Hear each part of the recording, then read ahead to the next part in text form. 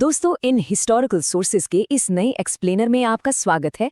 आज हम सीधे इस बात पर गौर करेंगे कि आखिर कैसे एक छोटे से द्वीप वाले देश ने आधुनिक भारत, पाकिस्तान और बांग्लादेश की पूरी किस्मत ही पलट कर रख दी। ये कहानी सदियों पुरानी है, तो चलिए सीधे शुरू करते हैं। अब जरा इस आंकड़े पर गौर कीजिए, 30 करोड़। सोचिए जरा, एक ऐसा साम्राज्य जिसके बारे में डंके की चोट पर कहा जाता था कि वहां सूरज कभी ढलता ही नहीं, उसने लगभग 2 सदियों तक इन 30 करोड़ लोगों पर राज किया। ये स्केल सच में हैरान कर देने वाला है। तो सबसे बड़ा सवाल जो यहाँ उठता है वो ये है कि आखिर एक प्राइवेट ट्रेडिंग कंपनी इतना विशाल वर्चस्व कैसे हासिल कर सकती है? क्या उनके पास ऐसी कोई मिलिट्री पावर थी जिसका कोई तोड़ नहीं था, या फिर उनकी वो सोची समझी डिवाइड एंड रूल की स्ट्रैटेजी थी जिसने सदियों पुराने सामाजिक रिश्तों को पूरी तरह तोड़ कर रख दिया? सेक्शन 1, मर्चेंट्स टू मास्टर्स, व्यापारी से शासक बनने तक का सफर। इन सोर्सेस की टाइमलाइन पर अगर हम नजर डालें तो साल 1600 और 1615 में शुरुआती मकसद सिर्फ और सिर्फ मसाले और कपड़ों का व्यापार करना था, बस। लेकिन जैसे जैसे शक्तिशाली मुगल साम्राज्य कमजोर पड़ने लगा और स्थानीय राजा आपस में ही उलझने लगे, इन व्यापारियों की महत्वाकांक्षाएं अचानक से तेजी से बढ़ने लगी। उन्हें इन आपसी झगड़ों में अपना एक सुनहरा मौका नजर आने लगा। Section 2, the Plassey turning point.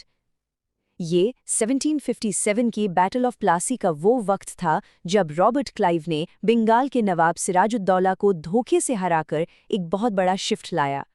अब ये कड़ी सच में दिलचस्प है। दीवानी मिलने का मतलब था लीगली टैक्स वसूल करने का राइट मिल जाना। आप खुद सोचिए, इस एक पावर ने ईस्ट इंडिया कंपनी को सीधा रीजनल फाइनेंशियल कंट्रोलर बना दिया।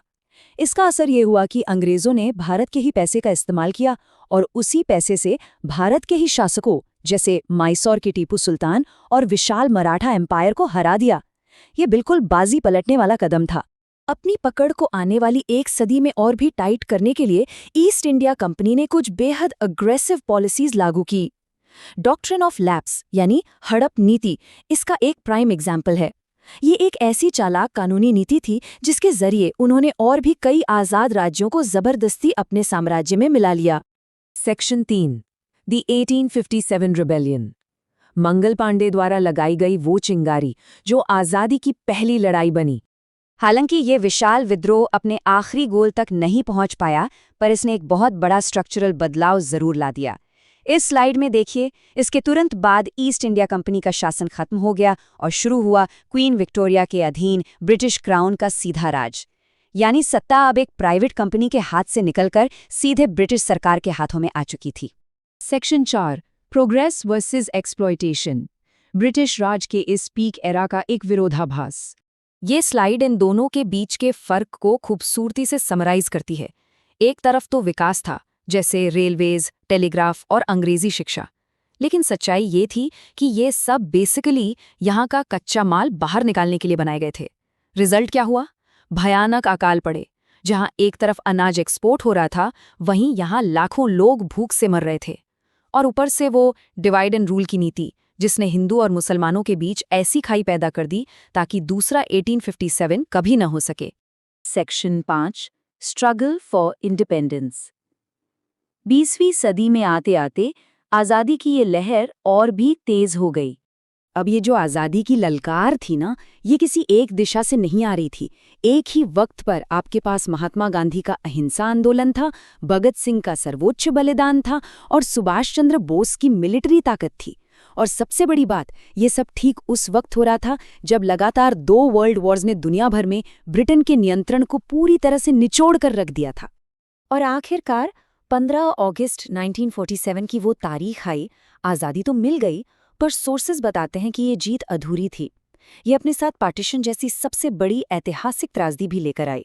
एक ऐसी त्रासदी जिसने सदियों के भाईचारे को एक झटके में तोड़ दिया। ये सिर्फ आज़ादी की खुशी का नहीं, बल्कि एक बेहद गहरे दुख का वक्त था। अपने इस एक्सप्लेनर को खत्म करते हुए सोर्सेज से आई इस पावरफुल कोट पर ध्यान दीजिए। ब्रिटिश राज ने हमें रेलवे और डेमोक्रेसी दी, पर इसकी कीमत हमने अपनी दौलत और अपने खून से चुकाई। ये इस बात का क्लियर रिमाइंडर है कि हाँ, बुनियादी विकास जरूर हुआ, पर उसका एक बहुत बड़ा कॉस्ट चुकाना पड़ा। ये सब देखकर जाते जाते एक आखिरी सवाल जहन में आता है, क्या ये हमें ये नहीं सिखाता कि जब जब हम आपस में बंटते हैं तब तब बाहर के लोग उसका फायदा उठाते हैं? सोचिएगा जरूर।